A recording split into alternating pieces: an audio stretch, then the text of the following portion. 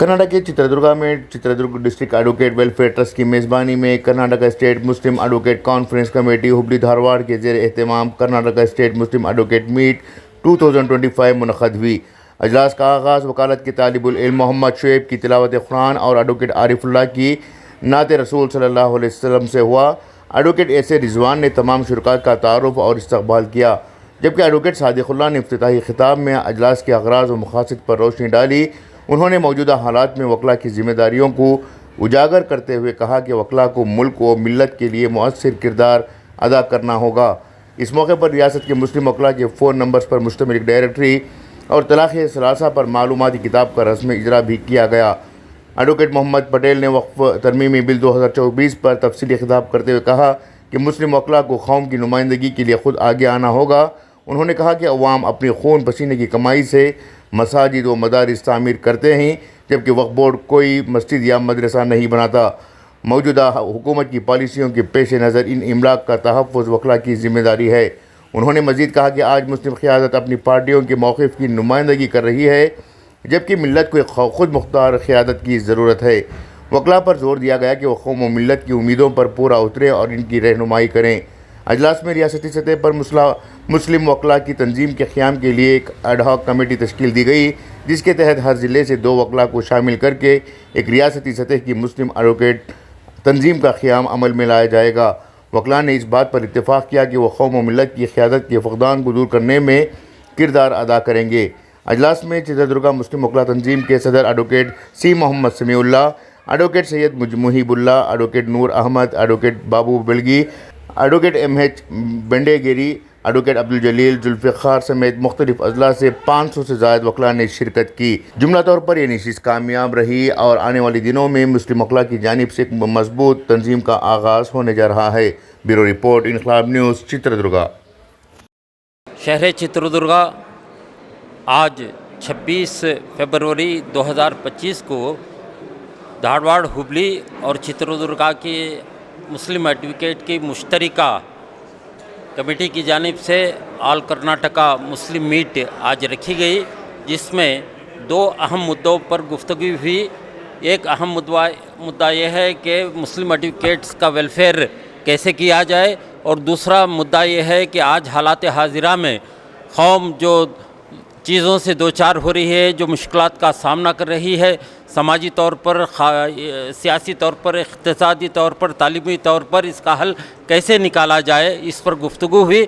और इसके ऊपर जो है बहुत सारे अहम मामलात को लाए गए, और इसमें जनाब महमूद पटेल साहब ने वक्फ बिल के ताल्लुक़ से तफसीली गुफ्तगू हुई, और पूरी रियासत से कम व पेश 600 से ज़्यादा एडवोकेट इसमें हाजिर हुए। अब एक एडहॉक कमेटी दोपहर में बनाई जाएगी, और उसके बाद एक परमानेंट रेजोल्यूशन बनाकर एक स्टेट लेवल बॉडी बनाई जाएगी, जिससे हमारे आने वाला जो जनरेशन है वकला का, उसे कैसे तरबियत देकर जुडिशरी और दीगर ओहदों पर भेजा जाए, और कैसे अच्छी तरह से प्रैक्टिस की जाए, और कौम को जो अब इस वक्त के ऊपर क्या क्या चीज़ों की ज़रूरत है, जैसे वक्फ बिल का मामला है, NRC का है, और CAA का मसला है, हिजाब का मसला है, और दीगर वक्फ के प्रॉपर्टीज़ का मसला है। इसमें वकला जो है आगे बढ़ चढ़ कर वक्फ की भी खिदमत करे, कौम की भी खिदमत करे। मैं देखिए, वक्फ अमेंडमेंट बिल 2014 जो इंट्रोड्यूस करने के लिए सेंट्रल गवर्नमेंट कोशिश कर रही है, उस ताल्लुक़ से पूरे मुल्क भर लोगों ने एहतजाज भी किया है, बिलखुसूस मुसलमानों ने, कि वहाँ पर वफ़ के प्रॉपर्टीज़ के तहफ़्फ़ुज़ की बात अहम बात है उस बिल के अंदर।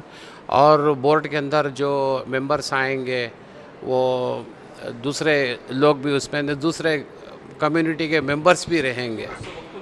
बात नुकसान की नहीं है, जैसा कि हम अपने इदारों में, हमारे इदारों में हम लोग जिस तरीके से खिदमत अंजाम दे सकते हैं, वो मुनासिब रहेगा कि जो एग्जिस्टिंग प्रोविज़न है सेक्शन 14 का, उसके अंदर कोई चेंज नहीं होना चाहिए, क्योंकि 2 member of parliament, 2 state legislature, 2 bar council member, 2 मुतवल्लिस एंड नॉमिनेटेड मेंबर जो है वो बिल्कुल सही सिस्टम है। अलबत्ता इतना कर सकते हैं कि स्टेक होल्डर्स मुतवल्लिस होने की वजह से, ज़्यादा वक्फ इंस्टीट्यूशन को मुतवल्लिस रिप्रेजेंट करने की वजह से उनका रिप्रेजेंटेशन में इजाफा कर सकते हैं।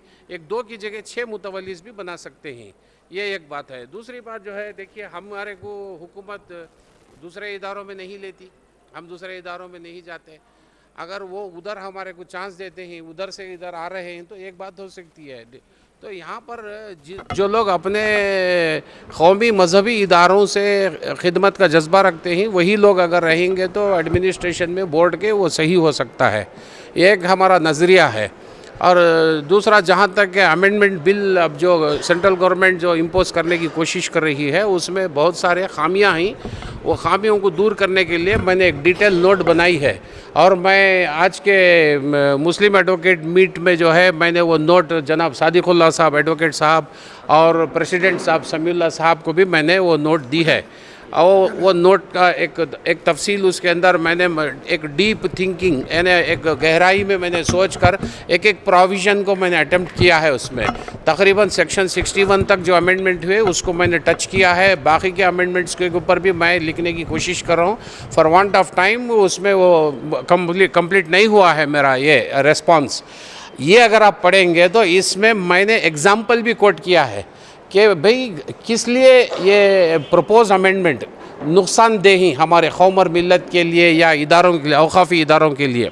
मैंने मेरे तमाम नज़रिए को उसमें डाला है। यानी किसी को प्रेजुडिस करने का इंटरेस्ट नहीं है, लेकिन औकाफ़ी इदारों का तहफ़्फ़ुज़ कैसा हो, इसके ऊपर जो है ज़्यादा मैंने तवज्जो दी है। इंशाअल्लाह ताला अगर वो आप लोग प्रेस और मीडिया वाले भी उसको एग्ज़ामिन करेंगे तो आप इस मैसेज को हमारे मिनिस्टर जनाब BZ ज़मीर अहमद ख़ान साहब को भी पहुंचाइए बिल्कुल ज़रूर से, क्योंकि उनका जानना बहुत ज़रूरी है। क्योंकि माइनॉरिटी वेलफेयर मिनिस्टर भी हैं, औक़ाफ़ के मिनिस्टर भी हैं, उन तक भी ये हमारा ये आज का जो ये हुआ है कॉन्फ्रेंस हुआ है, एक कॉन्फ्रेंस के अंदर बिल के ऊपर हमने जो चर्चा की है, बिल के ऊपर हमने जो लिखा है वो भी उन तक पहुंचाया जाए, और साथ ही साथ सेंट्रल गवर्नमेंट को भी इसका जो है ये मसौदा दिया जाए।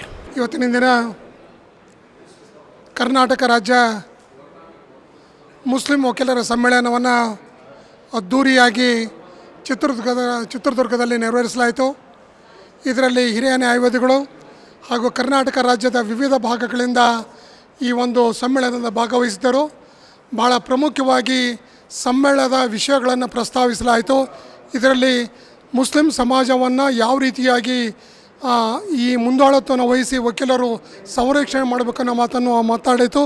ಇವತ್ತು ಸರ್ಕಾರ ತರ್ತಿರತಕ್ಕಂಥ ಮಾರಕವಾದಂಥ ಕಾಯ್ದೆಗಳನ್ನು ವಿರೋಧಿಸಿ ಅವುಗಳನ್ನು ಸಮಾಜದಲ್ಲಿ ಏಳಿಗೆಯಾಗಿ ಅಡೆತಡೆ ಆಗ್ತಿರ್ತಕ್ಕಂಥ ವಿಷಯಗಳನ್ನು ಖಂಡಿಸಿ ಈಗಾಗಲೇ ವಿಷಯಗಳನ್ನು ಚರ್ಚಿಸಲಾಯಿತು।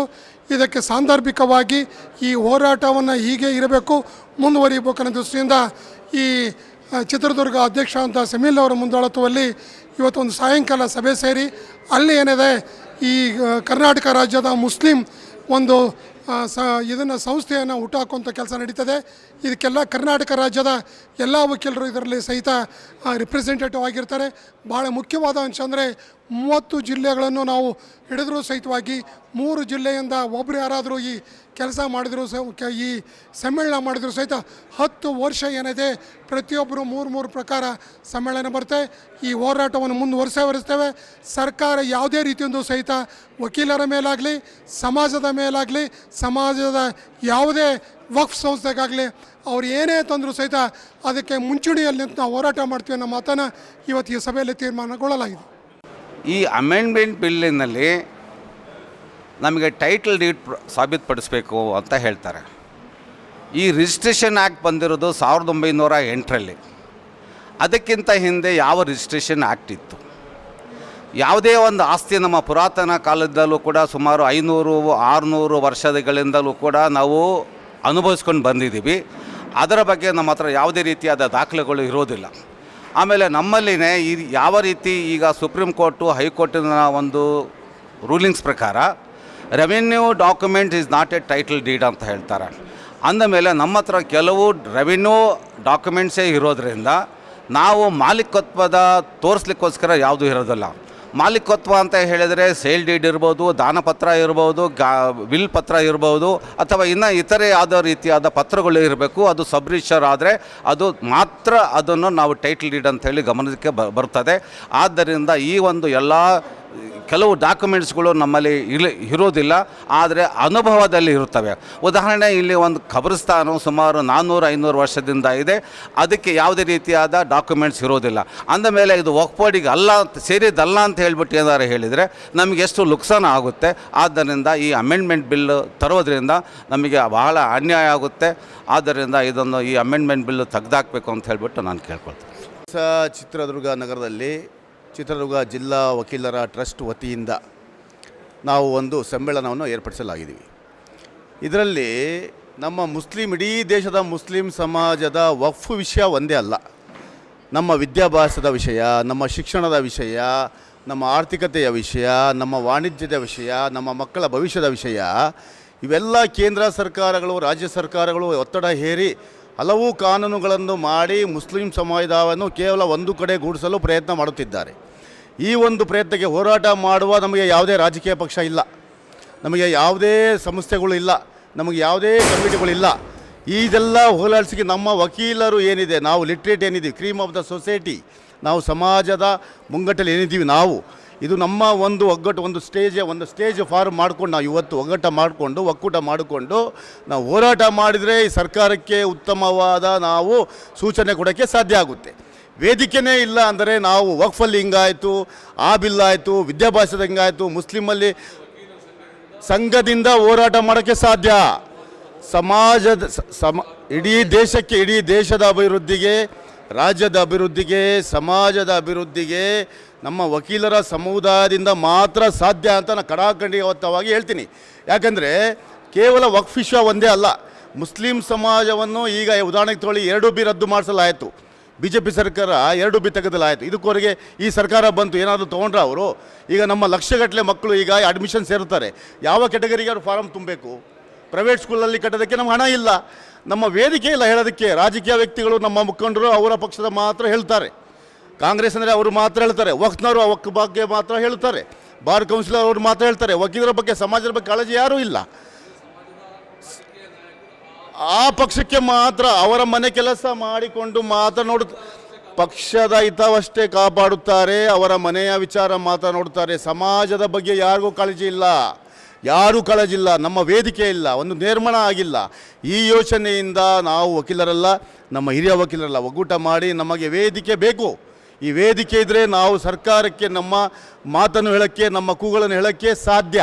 ವೇದಿಕೆ ಇಲ್ಲದ್ರೆ ಏನಿಲ್ಲ. ನಾವು ಈ ವೇದಿಕೆ ಯಾವುದೇ ರಾಜಕೀಯ ಪಕ್ಷಕ್ಕೆ ಹಿಂದೆ ಇಲ್ಲ, ನಾವು ಯಾವುದೇ ನಮ್ಮ ಮುಖಂಡರು ನಾವು ಹಿಂದೆ ಇಲ್ಲ. ನಾವು ವಕೀಲರು, ನಮಗೆ ಕಾನೂನು ತಿಳಿದಿದೆ, ನಮಗೆ ಹೋರಾಟ ಮಾಡುವ ಶಕ್ತಿ ಕೊಟ್ಟಿದ್ದಾರೆ. ನಾವು ಇನ್ಶಾಲ್ಲ ಹೋರಾಟ ಮಾಡ್ತೀವಿ ಅಂತ ವೇದಿಕೆ ಮಾಡಿದ್ದೀವಿ, ಮುಂದೆನೂ ಸಹ ಮಾಡ್ತೀವಿ.